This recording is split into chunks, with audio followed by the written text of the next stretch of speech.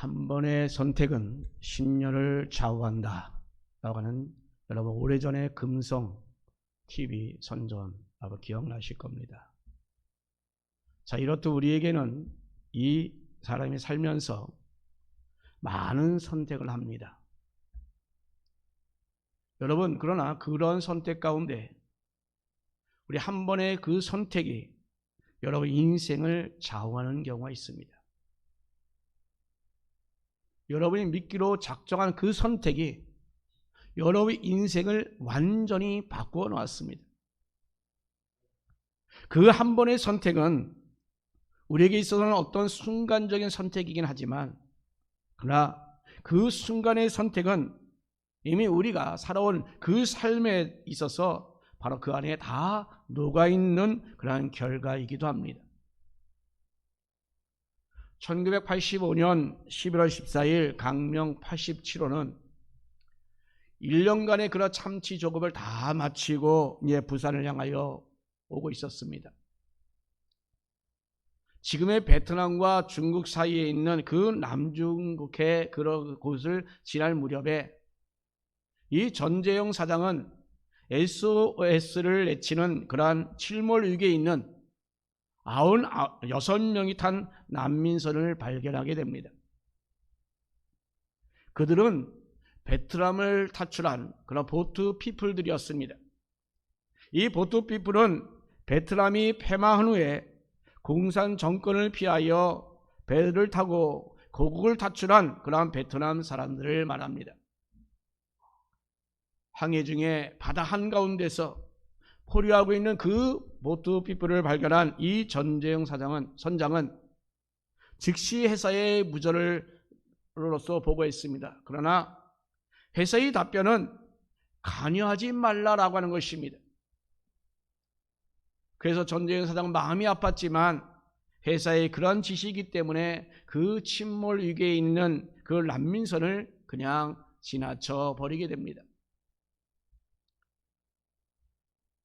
난민선의 그 난민들은 그 지나가는 그러한 강명 87을 바라보면서 희망을 잃은 채 그냥 시체처럼 쭉 늘어져 있었고, 또한 역시 장재영 선장도 회사의 지시라 도와줄 수 없어서 그냥 안타까운 마음에 그 난민선을 바라보고 있었습니다. 정재영 그 선장이 한참 그 난민선을 바라보다가 난민을 구하기로 결심하였습니다.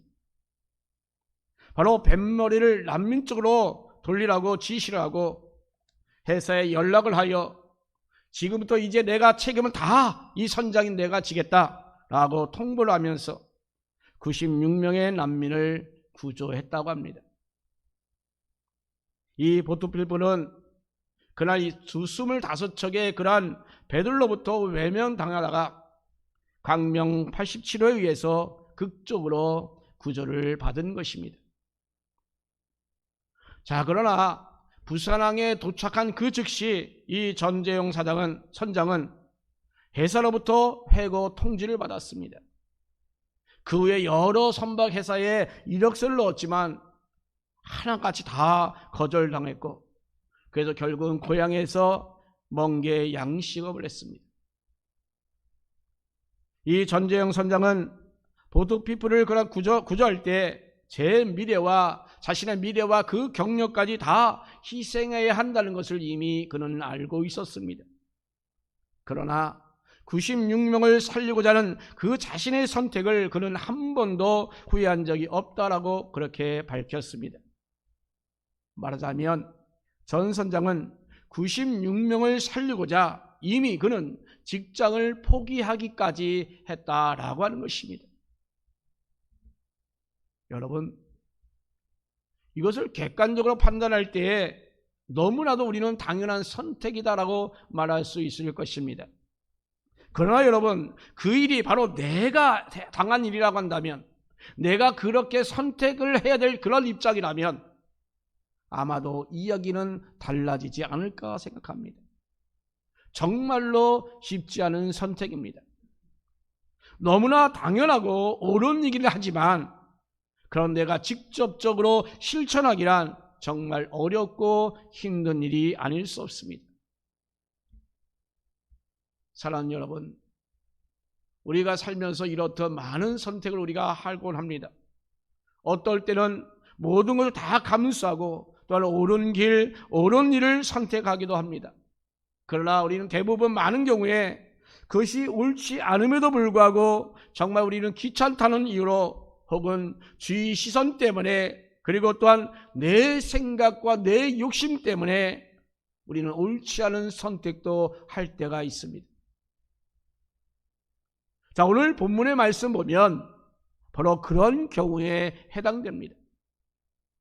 예수님이 대제사장 무리에게 잡힌 유대인의 왕이라고 사람들의 그 신앙을 미혹했다고 하는 이유로 잡혀가지고 지금 빌라도에게 재판을 받는 그런 장면입니다. 성경을 보면 지금 이 빌라도는 예수님을 여러 면에서 다 조사해봤지만 지금 제사장 무리들이 주장하는 그런 말들이 근거가 없다는 것을 이미 그는 알았습니다. 또한 죄를 지은 것도 없다라는 것을 이 빌라도는 알고 있었습니다. 빌라도는 AD 26년 로마의 5번째 총독으로 부임하여 AD 37년까지 이 유대 지역과 남부 지역인 이두메 그리고 북부 지역인 사마리아까지 다스리던 그런 사람이었습니다. 그러나 중요한 것은 지금 이 빌라도는 죄 없는 사람에게 바로 사형 판결을 내리는 아주 잘못된 선택을 했다라고 하는 것입니다. 자, 그러면 이 빌라도가 왜 이런 잘못된 선택을 했을까요? 그래서 오늘날까지 우리가 사도신교로 신앙 고백하는 것처럼 그 빌라도 이름을 들먹이면서 이렇게 우리가 신앙 고백을 할까요? 그는 예수님께서 죄가 없음에도 불구하고 알고 있음에도 그가 이 선택한 것은 이렇게 빌라도의 그 책임이 제일 크다라는 것을 우리가 알 수 있습니다. 자, 그런데 성경을 보면 지금 빌라도가 이런 선택을 하도록 유도하고 또 압력을 가하고 주장한 무리들이 있습니다. 그들은 바로 예루살렘에 살던 그 유대인들이었습니다. 이들은 계속하여 예수님을 십자가에 못 박으라고 그렇게 외쳤습니다.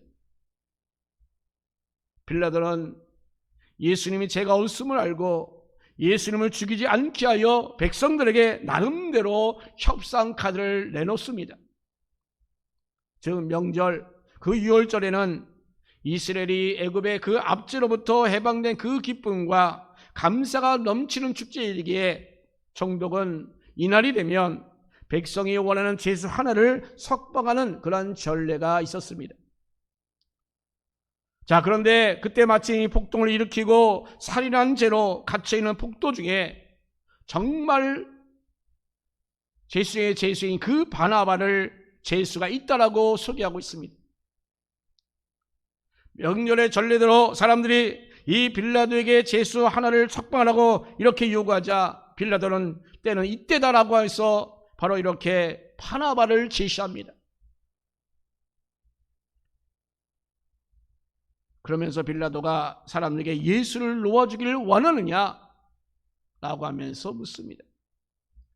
그러나 대제사장들은 사람들을 충동질하여 바나바를 풀어달라고 요구합니다. 그래서 사람들은 예수님을 십자가에 못 박으라고 이렇게 소리를 칩니다. 빌라도가 그래서 그 의가 뭐냐?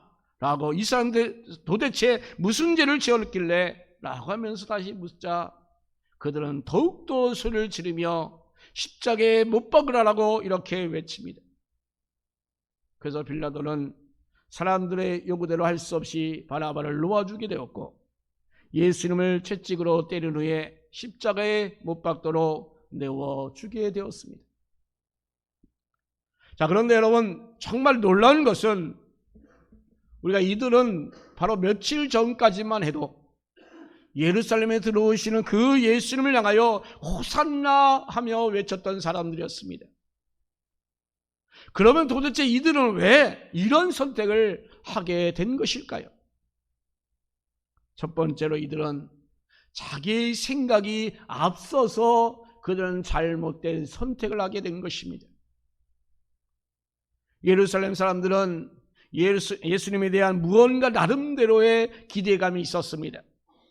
그것은 바로 예수님께서 예루살렘에 입성하실 때 그 모습을 보면 우리 너무나도 잘 알 수 있습니다.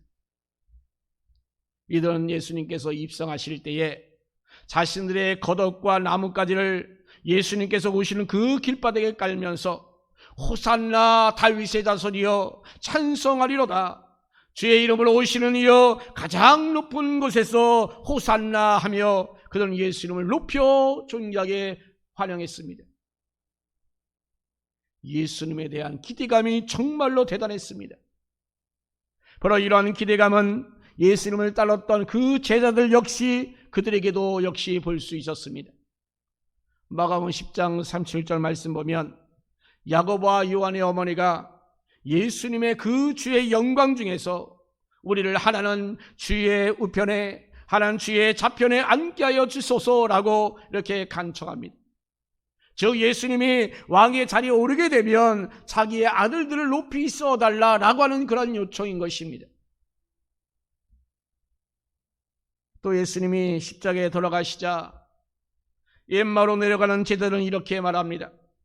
누가복음 24장 21절에서 우리는 이 사람이 이스라엘을 속량하는 자라고 바랐노라 라고 이렇게 말합니다. 이렇게 제자들은 예수님께서 왕이 되시는지 메시아가 되는지 엄청난 일을 하실 분이다라고 그들은 그렇게 믿고 생각을 했던 것입니다. 제자들뿐만이 아닙니다. 예루살렘 사람들도 예수님이 자신들의 메시아가 되기를 기대했습니다. 그래서 로마를 물리치고 이스라엘 옛적의 그 다윗의 왕국으로 회복하여 주실 것을 기대했던 것입니다. 그런데 예루살렘에 오신 예수님은 성전을 정화하시는 등 무언가 자신들의 기대와는 전혀 다르게 행동을 합니다. 그러자 예루살렘 사람들은 예수님이 하신 일들이 자신들의 그 기대에 전혀 미치지 못하자 지금 예수님을 죽이라라고 이렇게 외치고 있는 것입니다. 여러분, 우리에게도 예수님에 대한 나름대로의 기대가 있을 것입니다. 예수님에 대한 여러분의 기대치는 과연 여러분 무엇입니까? 아마도 그 기대치 가운데 세상적인 그 기대가 아마도 클 것입니다. 그런데 여러분 예수를 믿다 보면 그런 기대치가 채워지지 않을 때가 얼마나 많이 있습니까? 그러면 우리는 낙심하고 또한 절망하게 되죠. 그러나 여러분, 내가 구원받은 것이 얼마나 놀라운 것인지 여러분 제대로 안다면 우리의 그 연약함과 아픔과 고통까지도 합력하여 선을 이루시는 하나님이심을 여러분 분명히 깨닫게 될 것입니다. 우리가 얼마나 좋은 선택을 함으로 지금 이렇게 우리는 주님 앞에 나와 예배 드리고 있지 않습니까? 하나님은 내가 기대하는 그 이상으로 복된 사람이 되기를 원하십니다. 하나님께서 여러분에게 주시고자 하는 모든 것들을 여러분 기대하시기를 바랍니다. 두 번째로 예루살렘 사람들은 대제사장의 그 눈이 무서워서 잘못된 선택을 합니다. 분명 예수님이 예루살렘에 입성할 때는 사람들이 대대적인 그런 환영을 했습니다. 그런데 이런 환영했다는 그 사람들이 그 예수님을 지금 잡아가서 고소한 사람들이 여러분 누구인지 아십니까? 바로 그들은 바로 대제사장이었습니다. 당시 대제사장은 바로 가야바라는 사람이었습니다. 그런데 이 가야바는 안나스로 가는 전임 대제사장의 사이였습니다. 안나스는 로마 집정권에 의해 AD 7년에 대제사장으로 임명되었고 14년까지 일했습니다. 그리고 가야바는 안나스의 사위로서 AD 18년에서 36년까지 그 직책을 맡았습니다. 그러나 안나스가 여전히 명예 대제사장으로 남아서 영향력을 행사하던 그때였습니다. 대제사장은 원래 하나님 뜻대로 임직을 받아서 죽을 때까지 그 직책을 수행하는 것입니다. 그런데 이때는 로마의 임명을 받았습니다. 그러니 당연히 정치적인 사람이 될 수밖에 없습니다. 원래 대제사장은 영적인 그런 가마력으로 백성들을 이끄는 사람이 되어야 합니다. 그런데 이 당시의 대제사장은 그렇지 않았습니다. 영적인 가마력은 없고 정치적인 영향력만 있었던 것입니다. 당시 기록을 보게 되면 대제사장은 자신들이 키운 짐승만 제사에 사용하게 했고, 또한 제사 드리기 전에 몸을 정결하게 씻어야 되는데 자신들이 지정하는 그 정결탕만 이용하게 하였습니다. 그래서 그들은 엄청난 재물을 모았습니다. 그리고 그 재물로 노비를 하였습니다.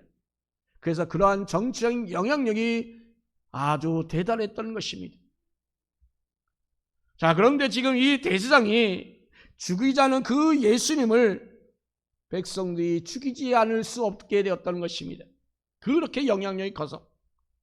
그래서 종교 지도자들은 영적 가면을 잃어버리고 세상적인 그 영향력만 키우면 얼마든지 타락한 일이 일어났다는 것을 오늘 본문에서 분명히 우리가 발견할 수 있습니다.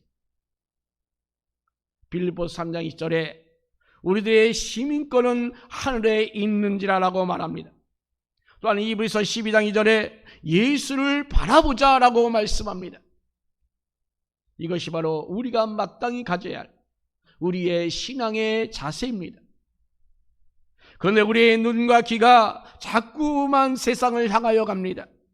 세상의 것을 가지지 못해서 우리는 속상해하고 안타까워합니다. 그러니 자꾸 우리는 잘못된 판단을 하게 되고 또한 잘못된 선택을 하게 됩니다. 그러나 우리 주님은 너희는 먼저 그의 나라와 그의 의를 구하라. 그리하면 이 모든 것을 너에게 더하시리라 라고 말씀하잖아요. 이 말씀대로 여러분 우리는 오직 주님만 바라봐야 합니다. 설령 하나님께서 더해 주시지 않는다 할지라도 우리에게는 이미 천국이 있지 않습니까? 그런데 우리는 무엇 때문에 걱정을 하고 있습니까? 이런 신앙을 우리가 가지면 여러분 과연 누구의 눈이 과연 무섭겠습니까? 누구의 영향 때문에 이렇게 우리는 잘못된 판단을 하지 않을 것입니다. 오직 주님만 바라보십시오. 세 번째로 예루살렘 사람들은 예수님이 누구인지 몰라서 잘못된 선택을 했습니다. 예루살렘 사람들은 예수님이 선지자임을 알았습니다.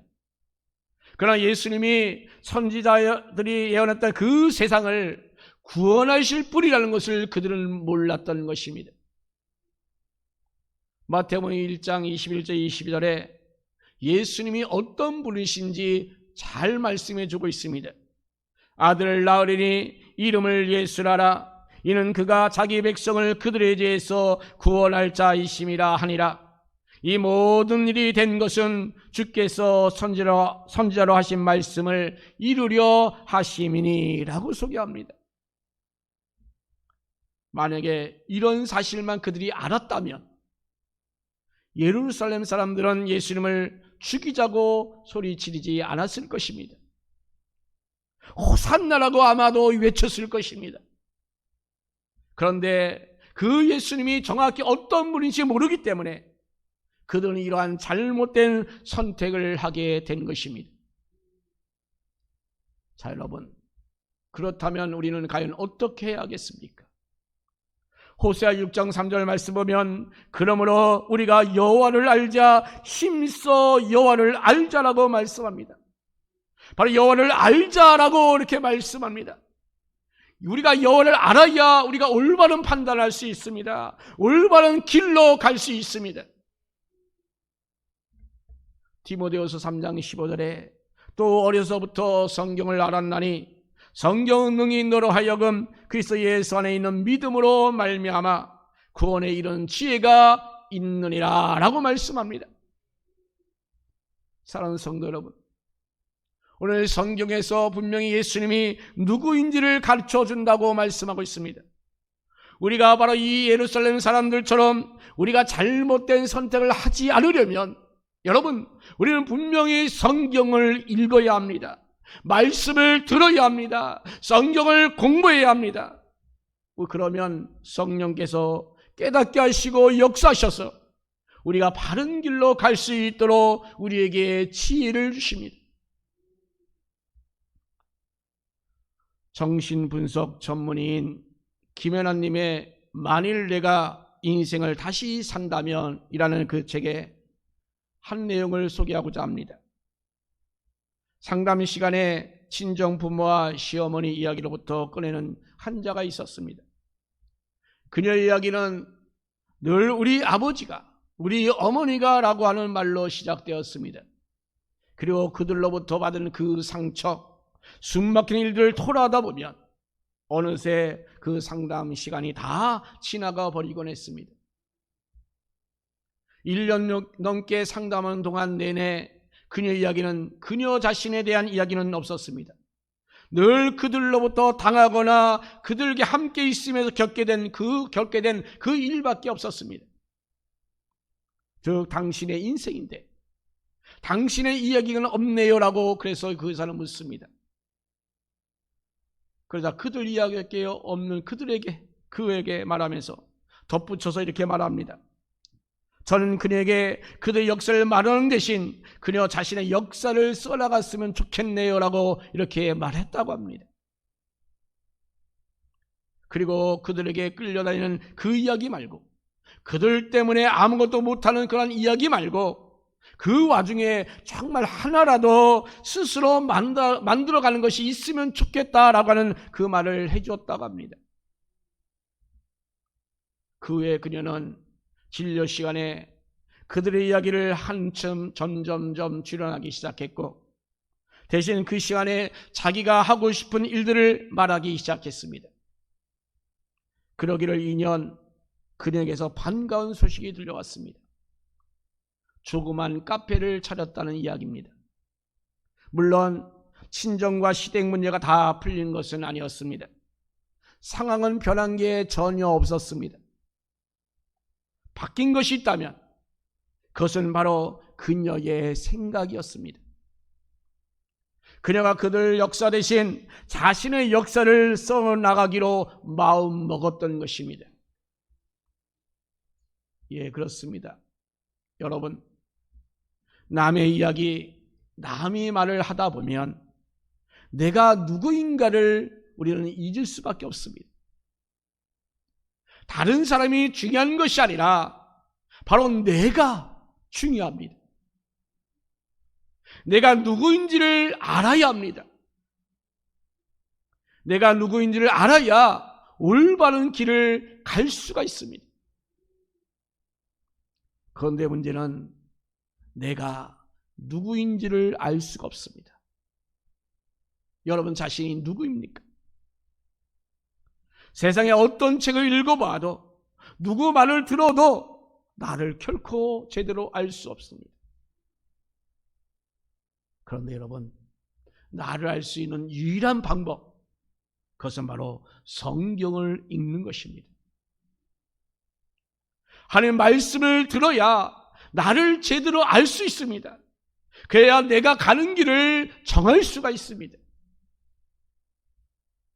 시편 119편 105절은 주의 말씀은 내 발의 등이요 내 길의 빛이니라 라고 그렇게 말씀합니다.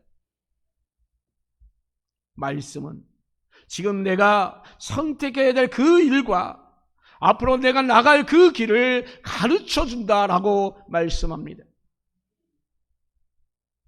그러니 여러분 정말 말씀을 붙잡고 살아가시기 바랍니다.